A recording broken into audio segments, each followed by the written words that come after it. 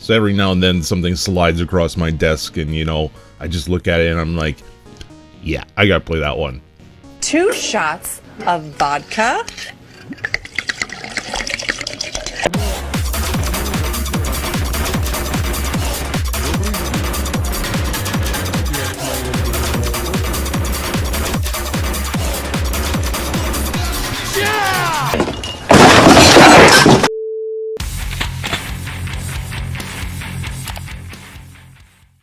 Alright, just a quick one here because this is basically just a shit post.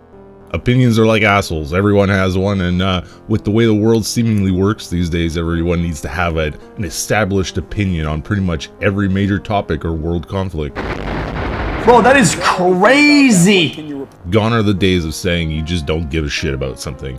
Chat, is this real? Now you need to pick a side on every conflict and actively broadcast that to the world. But I'm not going to do that. Anyways, Kremlin 3D is a really basic Wolfenstein 3D total conversion. It's a completely standalone game, and you aren't required to actually own Wolf 3D in the first place. It's built on Wolf 4 SDL, which is a pretty versatile and common source port for Wolf 3D. Personally, I'm more familiar with EC Wolf, but Wolf 4 SDL is perfectly fine because, well, it's Wolfenstein 3D. There's a lot of nice touches here, like the skybox for the opening level and the snow effects. It definitely adds a bunch of charm to what is generally a pretty limited engine. This is about as good as the Wolf 3 engine is gonna get before becoming something it's not.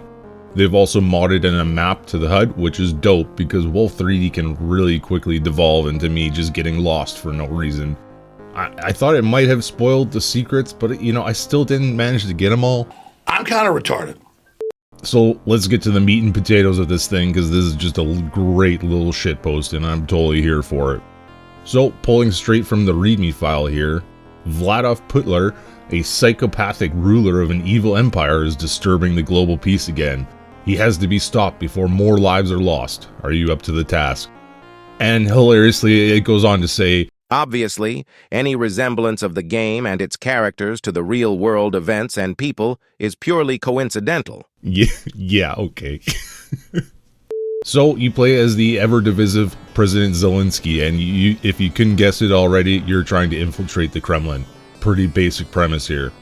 Your weapons are reskins of the original Wolf 3D guns with a Makarov pistol and an AK-47, because of course they are. The chain gun is now basically just replaced with the one from Doom, and the sprite is actually really cool looking. Replacing the guards and SS soldiers, you've got the Gucci boot wearing Chechen leader and general dickhead, Ramzan Kadyrov. And we've got Dmitry Medvedev, who knows what he actually does anymore. He's replacing the officer here. His voice line was unusually calm.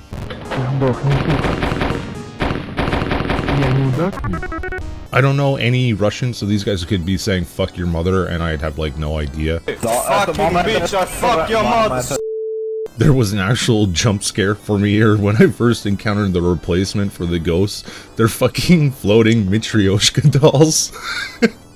As for the bosses, we've got Nikolai Patrushev, basically Putin's number 2 guy. He's replacing Hans Gross here. While, of course, the Belarusian president, Alexander Lukashenko, is here, and he replaces Dr. Schaub's. And of course, the whole reason you're here, Putin replaces Hitler. The level design is fine. It's not too maze-like and pretty straightforward. Big fan of the new Russian-inspired assets here, like this statue Stalin is pretty cool. And the tables and wall textures really have a great Russian vibe to them. Good stuff. Music is on point, and it's probably more entrenched with the shitpost than I'm knowledgeable of. I think one of the MIDI tracks here is a Russian folk song, but I'm not too sure about that. And then you have variations of the Tetris theme, because of course you do. When you get to the final level, you get hit with this sick, like, hard bass version of the Tetris theme. That's just an absolute cherry on the top of this surprisingly well-polished shitpost.